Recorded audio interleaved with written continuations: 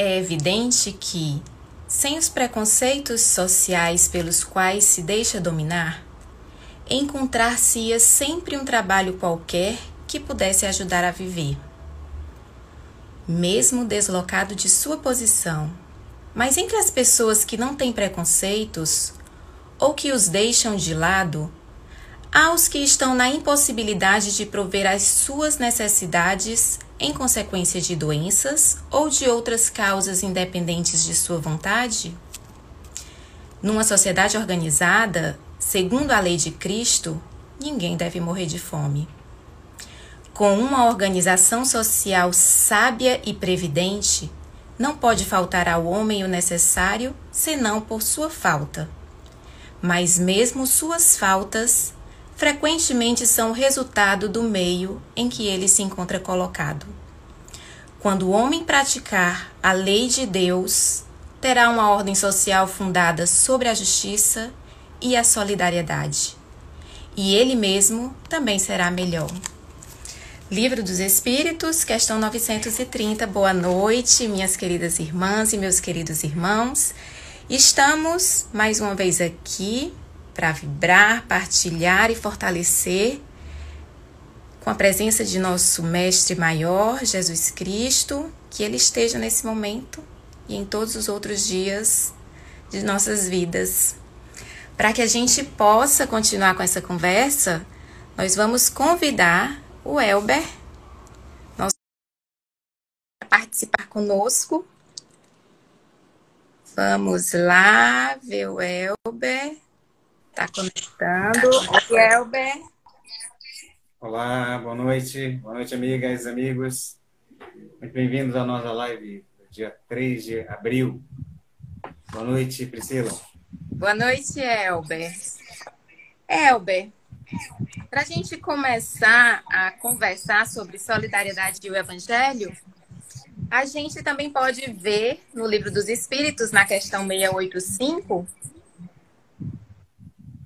se tem o homem o direito de repousar na sua velhice. E se que há de fazer o velho que precisa trabalhar para viver e que não pode?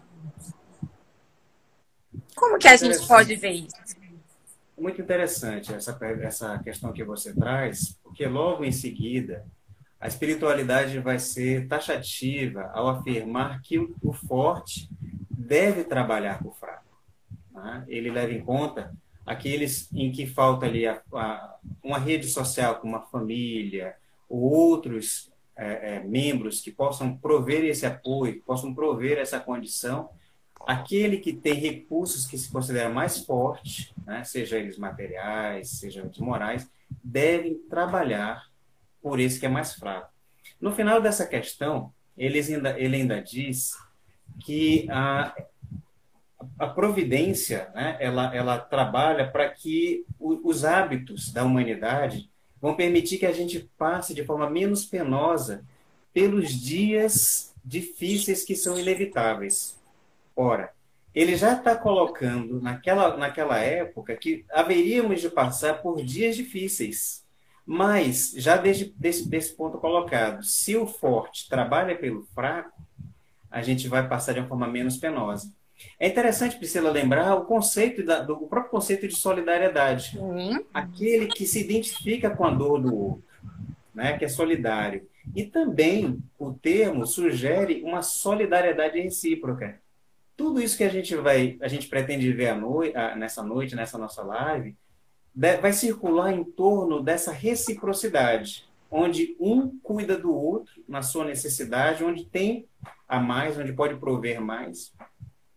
E nem sempre aquele que muitas vezes a gente considera fraco, hoje nós temos a senilidade considerada como uma desvantagem por conta desse quadro pandêmico, mas a gente precisa lembrar que, principalmente nas sociedades culturalmente mais organizadas, o homem e a mulher senil, eles são valorizados pela sua própria experiência, né?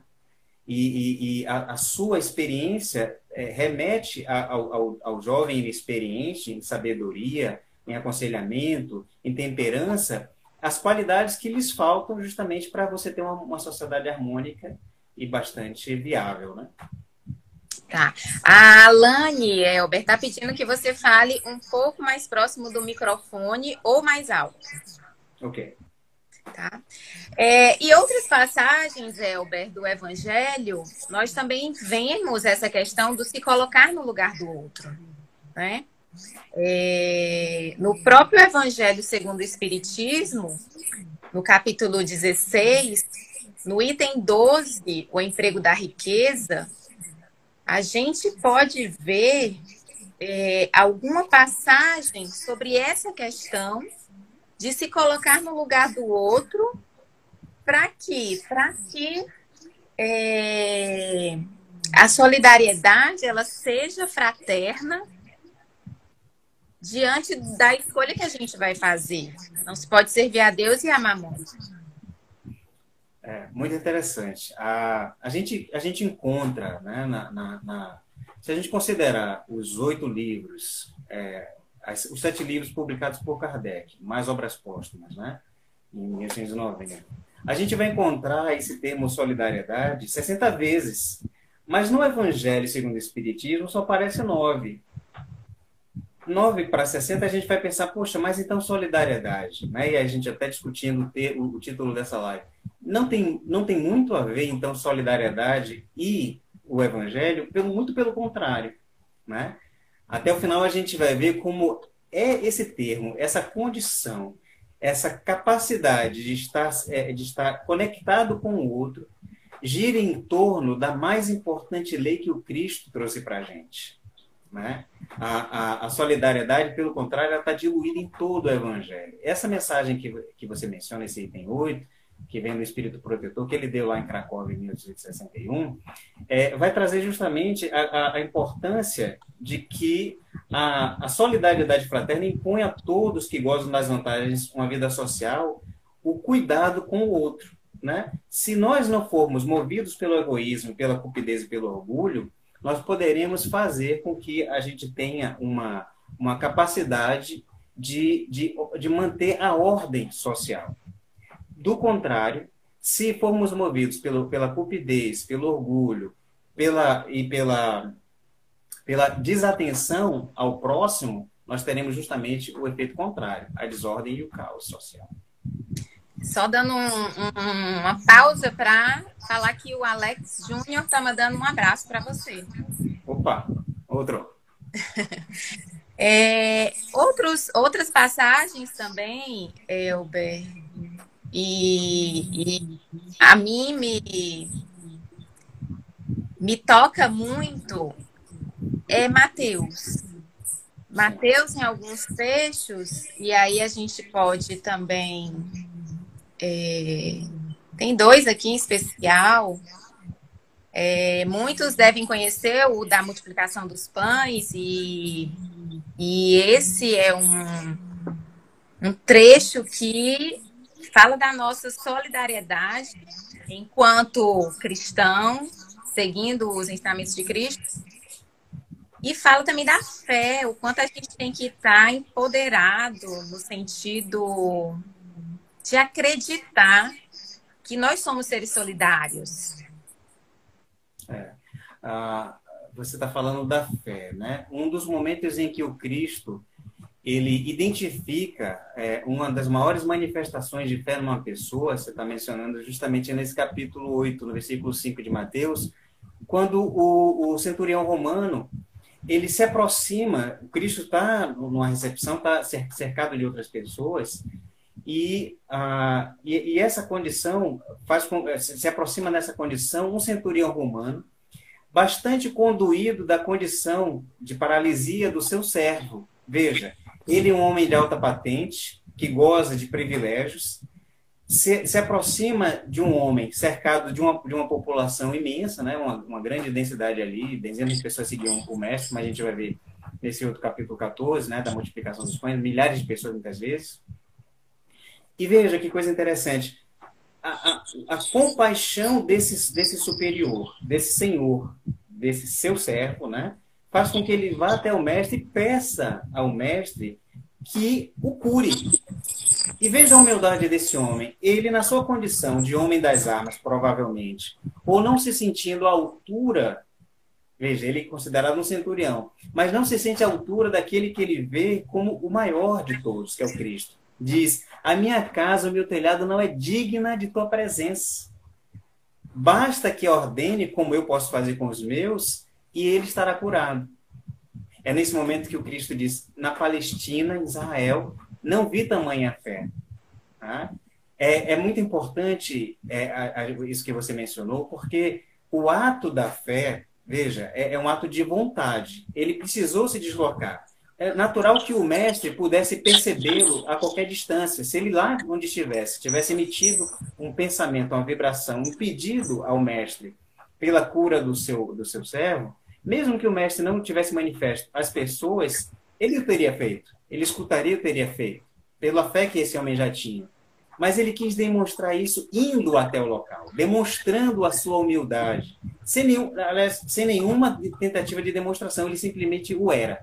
Ele era autêntico naquilo que ele falava, né? Você estava mencionando nessa passagem aí da multiplicação dos pães, o Cristo também ele se sente um sentimento de compaixão por aquelas milhares de pessoas que estavam seguindo ele, e já estava ficando noite. E elas tinham que voltar. Como é que elas iam fazer para conseguir alimento àquela hora da noite, quando depois das 18 horas tudo está fechado, né? Para todo mundo beber. Mas você ia fazer um comentário que seria? Não, eu ia fazer um comentário rápido, levando para a nossa vida prática, né?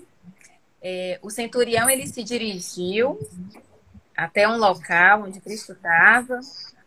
E muitas vezes, eu acho que a gente tem uma barreira. Será que eu vou até aquele local? Será que eu me dirijo? Muitas vezes, até quando a gente procura ser solidário, intervindo em políticas públicas, por exemplo, fazendo a nossa própria parte como cidadão, né? A Assembleia Casa do Povo, eu podia estar na Assembleia.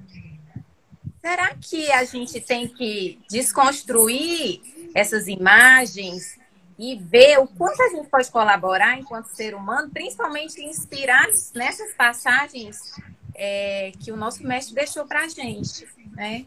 Então, eu acho que a gente tem que transpor barreiras, assim como o centurião transpôs, né? Ele saiu ali do lugar dele e foi ao encontro, mesmo com alguns receios, mas ele foi ao encontro de Cristo. Então, era para fazer esse link com a nossa vida, com o nosso dia a dia. Isso é importante, essa questão do incomodar-se, né? Faz parte, a gente vai ver, desse conceito dessa indulgência, né? Desse altruísmo. É importante para que ele seja vinculado à ação, que haja um certo sacrifício. É preciso que eu perca algo, né? Sem uma expectativa de reciprocidade ou de recompensa, por esse ato volutivo, para que ele se dê de uma forma bastante forte. Nessa passagem que os discípulos do mestre pedem a ele que dispense a multidão para que eles vão às aldeias, o mestre responde para eles que não é mister que se vão, dai-vos de comer. Só que eles não têm quantidade suficiente, né? E depois é que o mestre vai operar aquela multiplicação. Mas veja, ele disse: não, eu não vou pedir que eles saiam a essa hora, assim, não é problema meu, e cada um que procure cuidar da sua própria condição. E isso não, eles estão aqui porque estão aqui através buscando cura, buscando fé. Eu sou o bom pastor, não vou deixar de assisti-los, né? E logo depois, numa passagem mais à frente, o mestre vai explicar para eles a questão do fermento do pão, no caso deles o pão ázimo, quando ele talvez tenha querido dizer que não deixe que se inocule o egoísmo nos corações deles, por não assistir a uma população que estava ali desassistida, vulnerável naquela condição, no meio das paragens, onde que eles iam conseguir alimento? Quer dizer assim, o conforto deles, de não ter que se preocupar com aquelas pessoas, valia mais do que a segurança alimentar e a proteção daquelas pessoas? Não. É preciso que houvesse um sacrifício. Então, quando ele diz que o fermento não contamine o pão, é que muitas vezes o egoísmo também não se inocule na nossa capacidade de agir em prol do E muitas vezes, pensando, essa questão da doação, e de algo que a gente acha que vai tirar da gente, num sentido que vai fazer falta. A gente tem que desmistificar isso, porque a gente tem muito trabalho. E a gente pode colaborar de várias maneiras, nem sempre é o material, né? A solidariedade também vai expandir a questão material, né? Como você falou no início, tem a solidariedade de quem tem a moral que pode compartilhar a palavra, que pode compartilhar a experiência, que pode compartilhar o ensinamento. Então,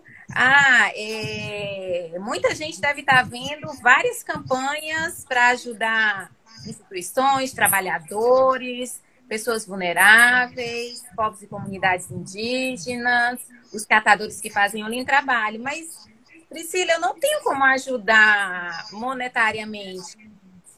Doe um compartilhamento da campanha, né? Então, a gente vai expandir isso. A gente tem que tirar algumas algemas que impõem sobre a gente, algumas representações, para a gente ver que solidariedade é mais amplo, né? Então, são essas questões que a gente tem que estar trazendo, se baseando nos ensinamentos, mas trazendo para o dia a dia, para a realidade, né? A gente não pode ficar naquela visão linear. E o que você está falando, né? Quem não pode dar alguma coisa para alguém que precisa? Essa doença, esse momento que nós estamos vivendo, esse flagelo natural, essa pandemia, ela tem sido conhecida como a doença dos ricos ou dos conectados, né? Veja, boa parte das pessoas que primeiro se contaminaram, que adoeceram, principalmente no mundo antigo, né, na Europa, enfim, algumas dessas pessoas não carecem, não careciam ou ainda não careçam de necessidades materiais.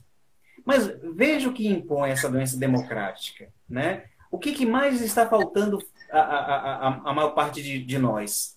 Aquilo que nós temos em maior abundância, o toque, o abraço, o chegar perto. Nós estamos sentindo falta daquilo que nos faz mais, temos em maior abundância e que muitas vezes nós não valorizamos. O contato. Uma doença que mostrou uma população tão desconectada uma da outra, até mesmo dentro de casa. Quem nunca de nós, né, dentro do mesmo domicílio, com a pessoa próxima e a gente distante, a distância de nós eram 2 telefones, ou dos filhos, ou do companheiro, né, dos amigos, pessoas que têm centenas de seguidores, né, enfim. E o que hoje, nós colocados na nossa quarentena, no nosso isolamento social, nós estamos sentindo falta disso, né? Sentindo falta do contato do outro. Então, é solidário quando você atenta para a necessidade da atenção que o outro tem. Muitas pessoas estão vendo a importância do avô, da avó, do pai, da mãe, ligar para eles como não ligava. Eu sou eles, por exemplo, né? Meus pais lá na Bahia, tem que ligar mais vezes. Tem que procurar saber como é que estão. E não cobrar. Olha, não saiam. Não façam isso, não façam aquilo. Eles já estão cansados de ouvir isso. Né? Eles querem conversar, eles querem trocar uma ideia. Isso é mais importante, eu acho. E uma coisa que você falou da questão do contato e da questão das pessoas que precisam dessa solidariedade, mesmo que seja virtual. Nós conhecemos, talvez alguns conheçam poucos ou tenham poucos conhecidos em seus grupos, pessoas em situação de vulnerabilidade, pessoas abandonadas. Eu tenho casos de amigos e amigas trans. E essas pessoas, para quem não sabe, muitas vezes são abandonadas pela família. Então, nesse momento, eles vão precisar dos amigos, porque eles não têm família. A família abandonou por conta do preconceito. Então, é uma questão de solidariedade também. Virtualmente, a gente está apoiando essas pessoas, tá?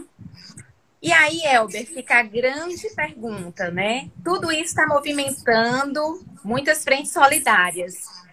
Mas por que é que a solidariedade ela não é uma constante? Boa pergunta. Né?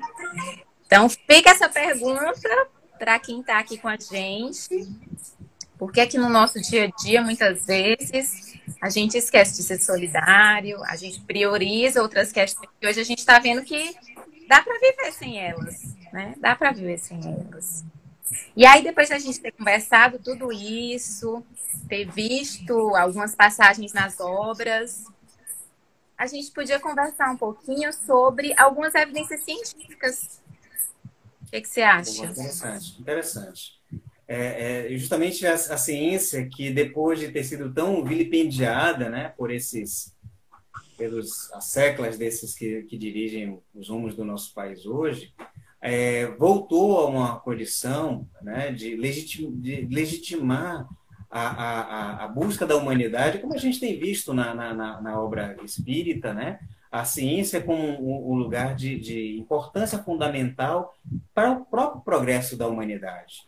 Não é? A gente vai ver mais à frente na Gênese, diz que quando você passa por um período como esse, o que você assiste depois é um grande progresso de ordem, de progresso filosófico, científico, intelectual, mas é importante ver como que nós passamos por esse processo, né? Como que nós vamos lidar com as circunstâncias que estão postas nesse fator. E aí, justamente sobre essa questão da solidariedade, essa questão desse comportamento que alguns autores da psicologia do comportamento humano vão entender como um comportamento pró-social, buscaram forma de tentar compreender, né, por experimentos, como que se dá isso. Ao observar, por exemplo, que crianças de 1 ano, 2 anos já têm uma capacidade, por exemplo, de empatia com alguém que caiu, com o objeto de alguém que caiu e vai tentar buscar.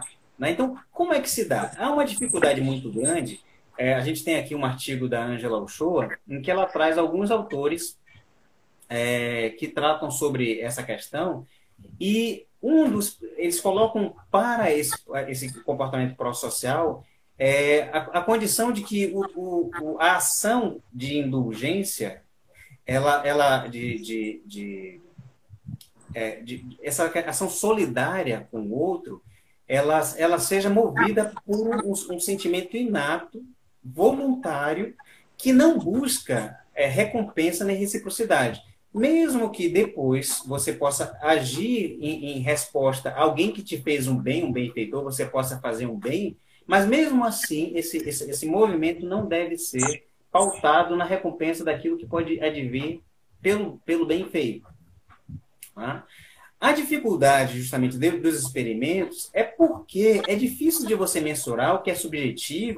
Como que você vai mensurar que alguém que está fazendo uma boa ação, alguém que está numa condição de rua, não tem ali uma subjetividade na percepção de que aquilo que ela está fazendo é bom e é bom para si também? Né? Porque a discussão vai passar que um comportamento de fazer o bem, de ser solidário, de ser altruísta, é algo que tem um reforço da própria ação. Aquilo que eu faço para o outro, que me traz que é um estímulo, que me traz uma recompensa, de uma satisfação, eu vou querer repetir. E aí você tem uma autoeducação, você tem uma autoconfirmação, uma positivação daquela atitude, que acaba se tornando um aprendizado que vai se tornar um hábito. Né? Mas isso tem que ser movido por uma atitude que, mesmo assim, com conhecimento de causa, seja voluntário. A gente estuda espiritismo, a gente sabe as consequências de uma boa ação. Toda a obra fala sobre isso. No entanto, eu posso continuar agindo para com o próximo por puro amor, por pura dedicação à necessidade, por empatia à dor do outro. Né? Como diz nos textos. Você vê alguém com a perna quebrada no chão, você não simplesmente diga que essa pessoa se levante. Você vai para tentar ajudar. Você se doa para aquilo, né? Eu não tenho dúvida de que entre ver o sofrimento e parar para ajudar, e eu acho, Elber, que não é de uma hora para outra, né? Não é de uma hora para outra. Você vai ter um momento que você ainda não vai estar preparada, aí você vai aos poucos. Porque muita gente também fala assim, eu não quero ver a tristeza do outro, porque me dói muito. Eu já ouvi de muita gente falar isso. E aí eu digo, não, Mas se você enfrenta, vê a dor, mas depois vê o quanto a sua ajuda, a sua solidariedade pode transformar isso em algo muito maior, você vai ver que aquele desconforto que você passou vai ser muito bem compensado para você mesmo, né? Para sua para o seu bem-estar, enquanto indivíduo solidário que sente ali a compaixão, que sente a dor, você vê a transformação daquela dor, vai ser bom para você, vai ser bom para o outro. Eu queria só dar um oi para a Marluce, um oi também para o Marcelo Moreira, que falou querido Elber. Queria também aqui comentar algumas falas do Olavo Pacífico, que falou que solidariedade demanda desinteresse e desapego, ainda no bloco anterior. A Lúcia falou que a discussão é show e muito pertinente. Um grande abraço à Lúcia. A Lídia Valesca também comenta que a solidariedade é vínculo entre os indivíduos. O Diego também está dando parabéns aqui à Priscila e ao Elber, que são amigos queridos do Girassol. Obrigada, Diego. Um abraço. Abraço. O Olavo também fala desapego do próprio tempo do indivíduo em uma sociedade sem tempo para si e para os outros. Muito bom, muito bom. Priscila, inclusive isso que os meninos estão falando, né? Além de tentar, muitas vezes, a ciência tentar descobrir o que leva um comportamento pró-social, também se buscou compreender quando é que esse comportamento não acontece, também como objeto de estudo. Por exemplo, uma pessoa ela está mais propensa a ajudar alguém, um transeunte, quando ela está sozinha ou quando ela está acompanhada. Aí, inclusive, a própria dificuldade do objeto de pesquisa, porque, por exemplo, crianças pequenas, elas têm mais propensão a ajudar a um próximo quando elas estão com seu par. Já o adulto, olha que coisa interessante, o adulto, ele já tem mais dificuldade pelas pesquisas de ajudar alguém quando ele está acompanhado de outra pessoa, ele tem mais propensão a fazer isso sozinho. Isso, se a gente fosse perguntar às pessoas, no senso comum, as pessoas diriam o contrário. Não, as pessoas tendem a ajudar quando estão acompanhadas para mostrar que estão fazendo. Olha que coisa interessante. A pesquisa tenta muitas vezes identificar o que leva a isso. E muitas vezes as pessoas têm medo de serem criticadas porque estão ajudando, porque estão dando aquela quantia, porque podem estar sendo ludibriadas pela pessoa que está pedindo. Pesquisas, por exemplo, mostram que a forma como aquele que pede ou que demonstra a necessidade se apresenta também pode afastar. Por exemplo, pessoas que estão alcoolizadas já têm menos possibilidade de conseguir ajuda. Quando o pedido de ajuda ele é mais incisivo, ele é mais autoritário, transmite uma certa raiva, menos dócil, também já leva a dificuldade. Ou seja, fatores relacionados ao sexo, à idade, a cultura, ao ambiente, tudo isso são fatores multifacetados para o comportamento do indivíduo. Agora, vale aquilo que a gente falou no início. Quando você transpõe todas as barreiras que podem te levar a um comportamento pró-social, de altruísta e solidário, e isso por estímulo e recompensa se torna um hábito, se tornam menos importantes. Tem uma questão a 740 no Livro dos Espíritos que eles colocam essa condição moral do homem. Ele diz assim: não serão os flagelos igualmente provas morais para o homem por porem-no a braços com as mais aflitivas necessidades? Ora, tá vendo? Assim, não é uma necessidade, colocá-lo diante da necessidade do outro. Não é uma prova ao que a espiritualidade responde. Os flagelos são provas que dão ao homem a ocasião de exercitar a sua inteligência. Veja aí a ciência trabalhando todo em conjunto em prol de uma causa comum pela humanidade. De demonstrar sua paciência e resignação ante a vontade de Deus e que lhe oferecem desejo de manifestar seus sentimentos de abnegação, desinteresse, de amor ao próximo, se não o domina o egoísmo. Veja, a tendência natural é que o homem desenvolva essas características quando colocado nas condições favoráveis para que elas se deem, diante da necessidade do outro, se não o domina o egoísmo. E aí é interessante um outro artigo científico que a gente estava procurando estudar, do Matthew Lieberman, o livro Social, em que ele vai dizer, por estudos de ressonância magnética funcional, vai demonstrar como que o nosso cérebro é programado, desde o princípio da nossa evolução, para estarmos conectados. Ele vai afirmar nesse livro, com essa obra, com essas evidências de estudo do córtex cerebral, dessas sinapses cerebrais que acontecem, que, para nós, a necessidade do outro é tão forte quanto o próprio sentimento físico da dor ou da necessidade de abrigo. Nós temos uma capacidade inata, vai repetir o Lieberman, de fazer uma leitura da condição do outro. Nós, quando nos apresentamos a alguém, quando nós nos aproximamos de alguém, nós desejamos um bom dia, uma boa tarde, uma boa noite, ou perguntar como você está. Porque se a pessoa não diz, a gente faz uma leitura visual, não verbal, ou até mesmo na resposta da pessoa está tudo bem, a gente fica com uma parte dessa resposta verbal, mas a gente vai fazer uma leitura visual do seu gestual, da sua face, do tom da voz, da vibração, da firmeza daquilo que foi dito. Nós nos importamos de uma forma inata, por uma condição antropológica do ser humano, se nós nos preocupamos com o outro. Sim. Isso foi fundamental para a sobrevivência da espécie. Ou seja, mais uma vez, a nossa natureza, como afirma os espíritos há 160 anos, que a ciência hoje traz, com o exame de ressonância magnética funcional, é ser solidário, se não dominar o egoísmo.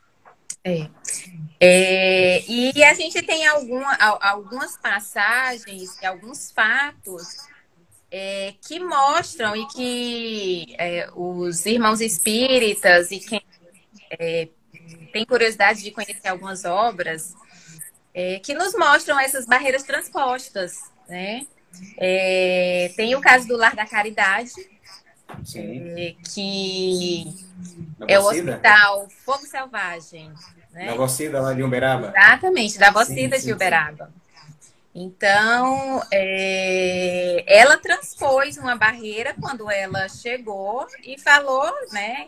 Quando a ala lá da Santa Casa ia interromper o tratamento das pessoas que tinham essa doença, e ela chegou para a família e disse que queria cuidar daquele povo, né?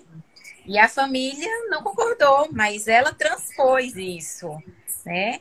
Ela tinha que ir além, porque ela não podia já ter tido contato com aquelas pessoas e simplesmente aquelas pessoas serem abandonadas, né?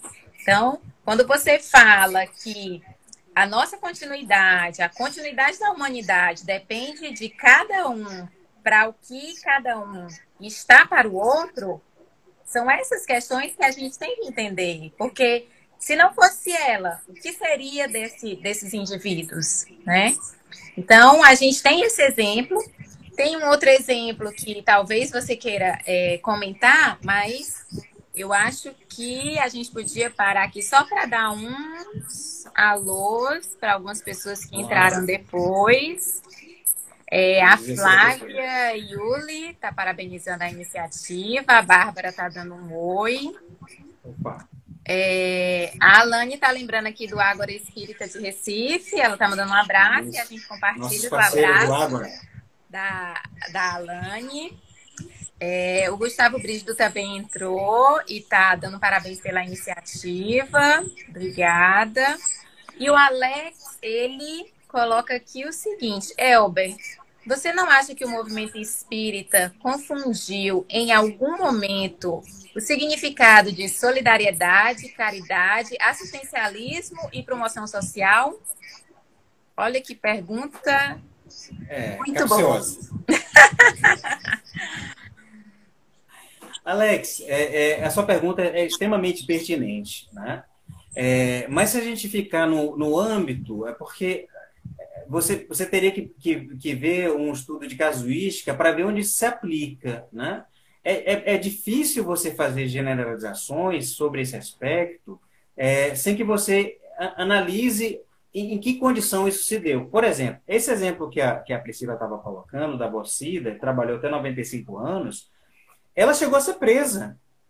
Ela chegou a ser presa. Sofreu acusações, inclusive, talvez de desvio. E o trabalho que ela faz, esse tipo de doença incipiente, é extremamente complicado, porque as pessoas com a questão ficam com o corpo como se fossem queimaduras, e aquilo dá um trabalho muito grande para você cuidar das pessoas com trato epitelial, o tecido da cama, para você lavar.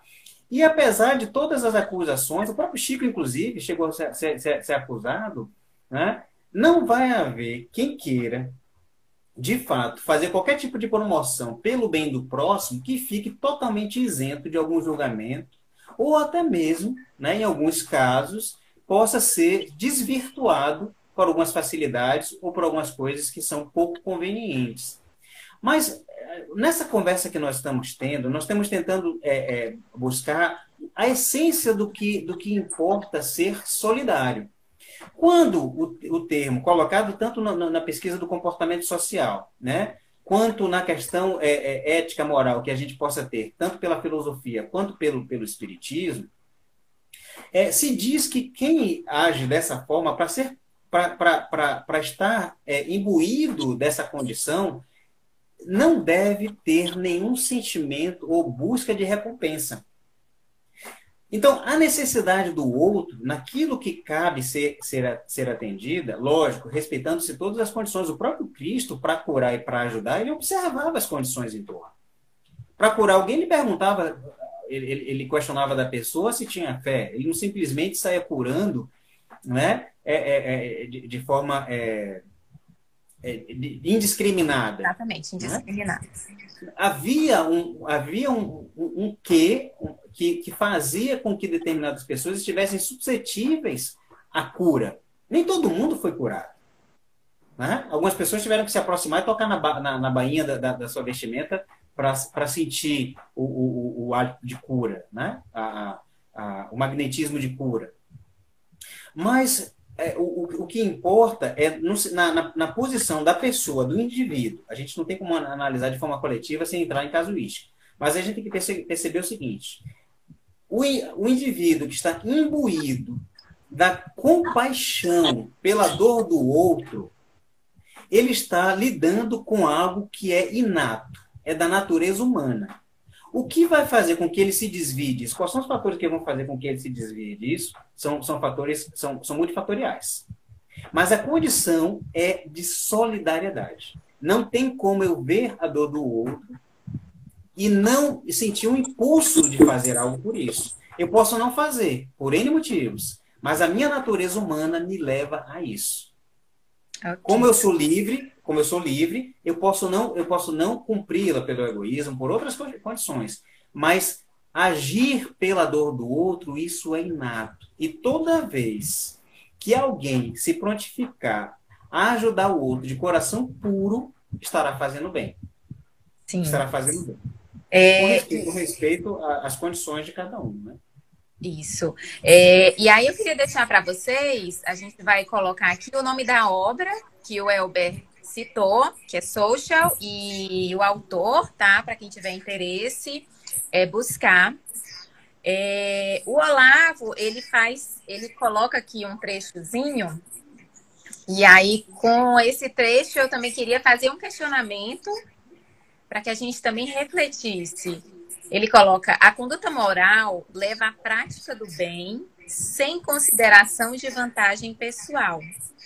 E aí eu não sei por que eu aqui refletindo, eu me lembrei dos animais que eles têm. Eles são considerados seres, né? São considerados e são seres com uma evolução anterior à evolução que os humanos pensantes têm.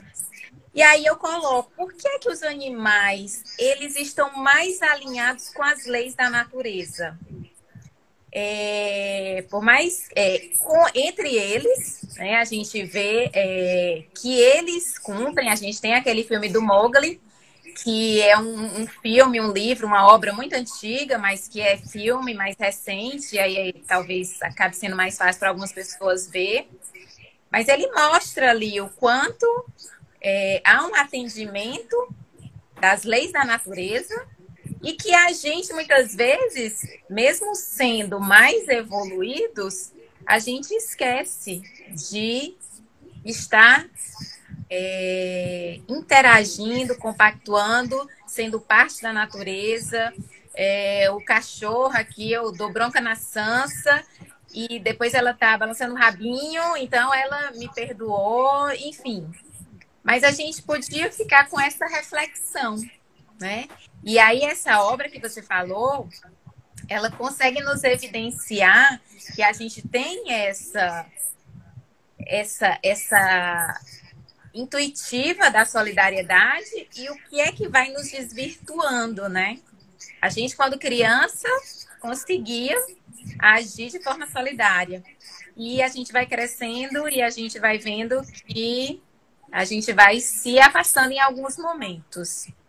Pô, Priscila, é interessante isso que você colocou. A gente precisa ver como a própria codificação nos fala, né? Do átomo ao arcanjo, a natureza não dá saltos. A gente não chegaria na evolução, né?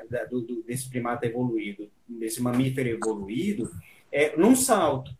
Tá, o que a gente tem nessa estrutura cortical que nos leva a essa condição de conexão social e por isso essa solidariedade, naturalmente ela deve ter sido iniciada de forma embrionária nos seres anteriores, na escala evolutiva. A gente consegue ver, tem memes de vídeos que mostram animais se pondo em o risco à própria integridade física para salvar até um outro animal de outra espécie diferente ou até uma criança. Né? Quando você vê lá no capítulo 20 do Boa Nova, Maria de Madalena se expor lá em Damanuta a estar com os ancenianos, sabendo que ela podia pegar o bacilo de Hansen, e aquilo vulnerabilizar, inclusive, a sua beleza, que era talvez o seu maior atributo, né, à vista das pessoas, ela foi. Aquilo, talvez se estivesse gritando todos os alertas de prevenção social, ela seria rechaçada mais do que já era, colocando a própria saúde em risco, mas ela foi. Porque já tinha sido tocada por algo que transcendia a isso. Então, a gente pode, sem medo de estar dizendo nenhuma barbaridade, esse processo que nós atingimos na humanidade, depois na angelitude, ele não começou na espécie humana. Ele vem em estados embrionários, como a gente vai ter, até desenvolver o amor, a gente vai ter os sentimentos nas suas formas mais primitivas, né, do instinto, mas é um processo de evolução, é um contínuo, né? O Olavo, ele vem lembrar também algumas questões. Ele colocou aqui, aquilo que se deseja nem sempre está ao alcance de quem procura. E ele fala também da questão da responsabilidade pela prática do bem, se dá diante da própria consciência, né? Sim. E aí, depois desses comentários do Olavo, vem a Alane. E aí eu acho que a gente também poderia, com base nessa pergunta da Alane, trazer aqui um pouquinho para a realidade atual. Ela pergunta assim, Elber, qual o maior gesto de solidariedade? Lidar com a forma atual da política do Brasil ou continuar mostrando os erros para uma possível melhora? Está naquele sentido de que o próprio Evangelho ele coloca se é lícito, né? Você, inclusive, evidenciar quando há uma atitude que coloca em risco a vida de outras pessoas, né? Compactuar com o mal feito que pode levar à morte de outras pessoas é um erro. Deve ser exposto, principalmente quando você tem pessoas que estão imbuídas do dever de cuidar da vida das pessoas e não fazem por N motivos. Quando a gente vê lá na questão 741 do Livro dos Espíritos, né, a pergunta que é feita por Kardec é a seguinte: dado é ao homem conjurar os flagelos que o afligem, ou seja, evitar os flagelos que o afligem, e lá no meio da questão, a espiritualidade vai responder assim: à medida que adquire conhecimentos e experiência, ele os vai podendo conjurar, prevenir. Isto prevenir, se lhes sabe pesquisar as causas. Veja, está dizendo que quando o homem utiliza a inteligência para pesquisar, valorizar a ciência e fazer com que o conhecimento faça com que os flagelos sejam evitados, qualquer um que tenha a capacidade de investir em pesquisa, de dirigir o rumo de uma sociedade, das pessoas, no sentido contrário a isso, está indo contra uma condição da lei natural. E deve ser publicado mesmo, publicado mesmo. Né? Mais à frente eles vão dizer: esses mesmos males, entretanto, ele muitas vezes os agrava pela sua negligência. É a mesma condição. Quando eu estou, né, na condição de definir políticas públicas, mesmo que não seja para essa condição pandêmica que a gente vive, mas tem outras condições, né, do baixo IDH, educação, saneamento, fome, enfim. Quando ele os agrava pela sua negligência, né, ele está indo de encontro ao agravo desse mal. Por outro lado, né, esses flagelos, diz a própria espiritualidade, eles estão na condição daqueles que podem ser evitados. Deus nos outorga a condição pela inteligência de evitar os flagelos. Então você vê, por exemplo, a questão dos coreanos. Eles tiveram um problema anterior, acho que foi em 2017, com outra versão do SARS-CoV-1, e eles tiveram um impacto muito grande. Reformularam sua política de vigilância. O Átila Yamarino falou sobre isso, inclusive, no Roda Viva, ele está no programa dele. E o aprendizado dos coreanos em relação à situação que aconteceu em 2017 fez com que eles tivessem uma proatividade muito mais eficiente agora, com adesão, inclusive, civil, né, com um senso de responsabilidade muito grande, de alta de teste, de produzir os próprios testes para não depender de insumos de fora. Ou seja, usaram a inteligência, não negligenciaram e minimizaram, se não atenuaram, e muitas vezes podem prevenir males maiores. Quiçá, o que a gente está passando agora, mesmo com essa virulência e essa letalidade, nos prepare para sermos mais solidários. Vejam, a gente está diante de uma pandemia que está evidenciando justamente os altruístas e os egoístas. A gente vai ver no Deutsche Welle, no artigo da Alemanha, como os jovens se mobilizaram por ver os senhores diante de prateleiras vazias. E aí eu jogo a pergunta para o nosso público que está assistindo. Quando nós temos uma nação extremamente poderosa, que tem a capacidade de pegar 23 aviões e comprar todo o estoque de insumos, equipamentos, EPIs, medicamentos da China, que é o maior produtor e o maior fornecedor para o mundo, deixando países como o Brasil sem poder comprar esses recursos pelo menos até junho e julho. Qual é a diferença de uma atitude de um governo, de um país desse? Qual é a diferença para alguém que, por ter poder econômico, chega na farmácia e compra todo o estoque do álcool em gel, ou até mais do que isso, como a gente tem colegas nossos que ficaram sem o remédio delas para o lúpus, porque, né, disseram que a hidroxoquina curava. As pessoas que dependem dele para malária e para o lúpus ficaram sem a medicação. Então, qual é a responsabilidade de alguém que, no sentido de autopreservação, expõe ao risco a vida de milhões de outras pessoas? Isso é para ser pensado também.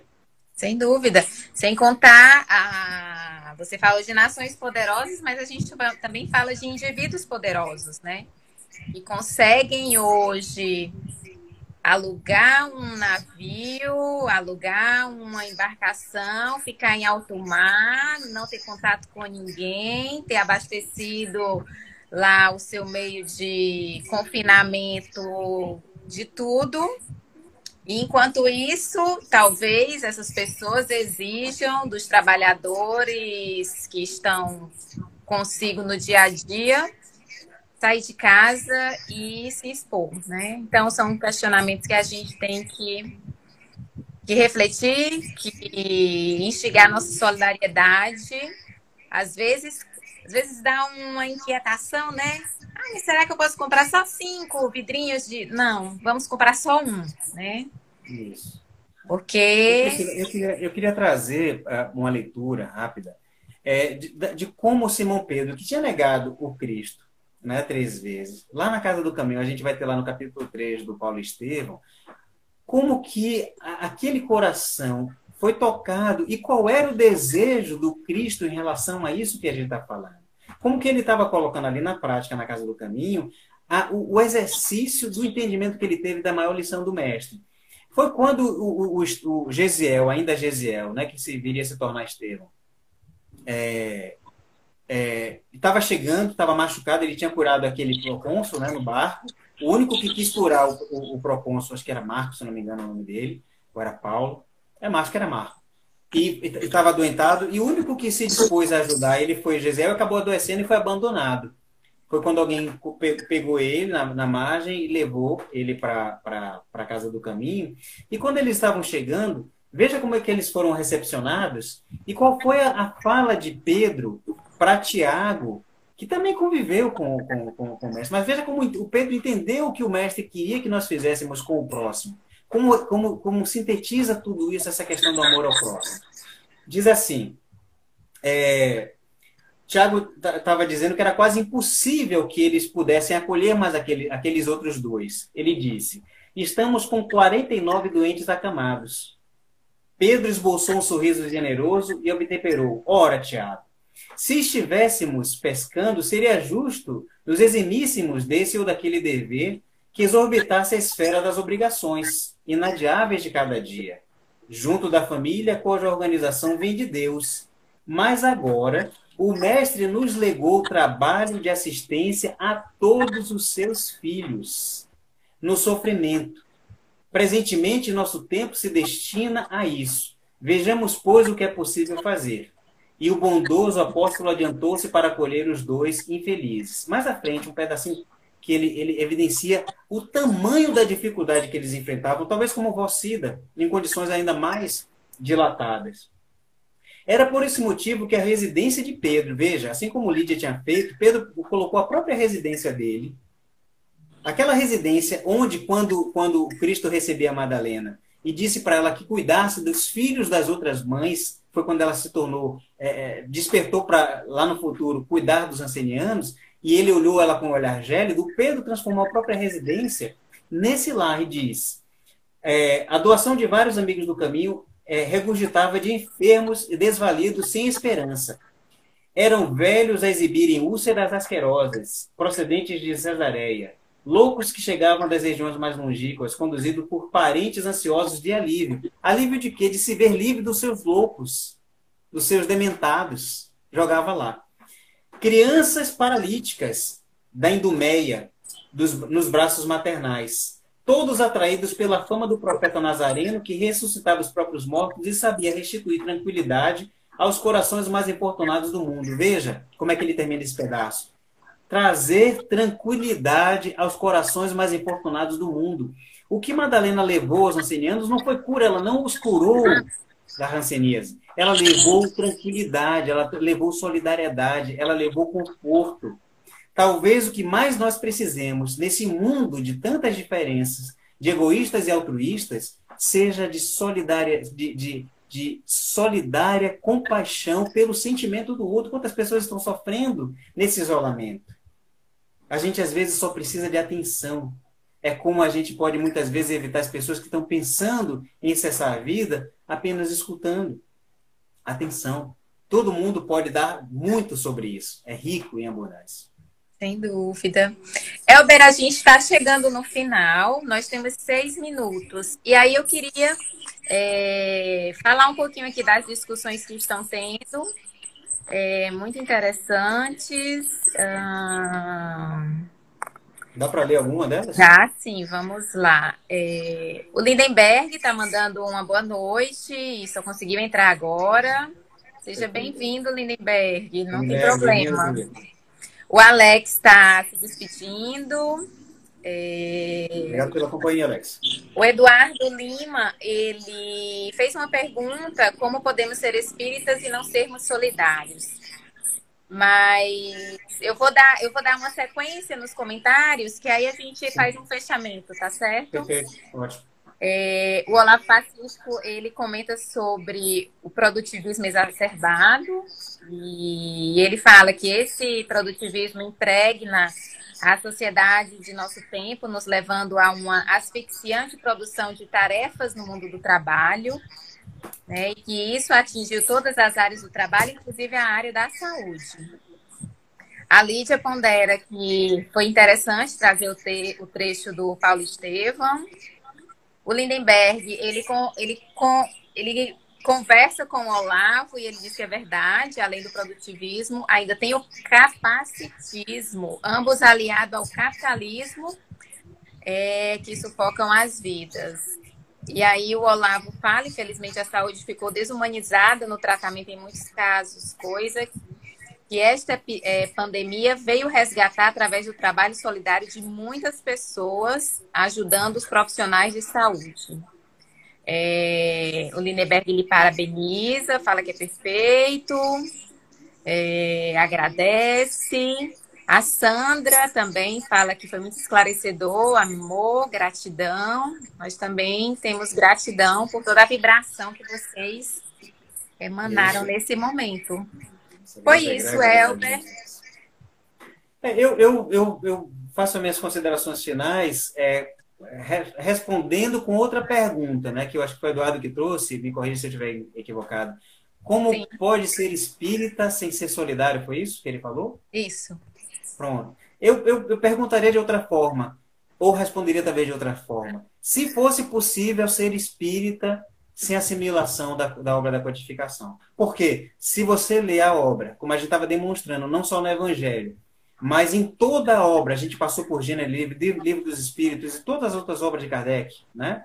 Que a espiritualidade nos trouxe, que é a revelação do próprio Cristo, né? Com o próprio Evangelho permeando isso aí. Se for possível você ser espírita sem ler e sem assimilar o ensinamento da codificação, você poderia ser espírita sem ser solidário. Como uma coisa nega a outra, é impossível. Um axioma. Muito bom, muito bom. E a Alane está aqui lembrando que quem entrou agora e quiser assistir a live por completo, a live ainda fica disponibilizada por 24 horas. Então, dá para a gente ainda rever. Quem não viu, pode ver. A gente está sempre a postos. E eu acho que... E a gente vai colocar as referências, né, Priscila? Sim. Vamos colocar. O Eduardo está parabenizando também os dois. E o Diego está falando que é um belo trabalho do coletivo. A gente está junto, né, gente? E estaremos juntos. Esperamos que não só nesse momento desse flagelo, mas que a solidariedade seja uma constância, né? Que a gente saia desse momento fortalecido e com esse aprendizado. Acho que é isso. Aí. E que a gente seja conhecido pelo aquilo que nos identifica. Sermos espíritas pelo bem comum. Obrigado a todos. Boa noite. Um abraço no coração. Obrigada, um abraço, gente. Foi ótimo. Tchau. Tchauzinho.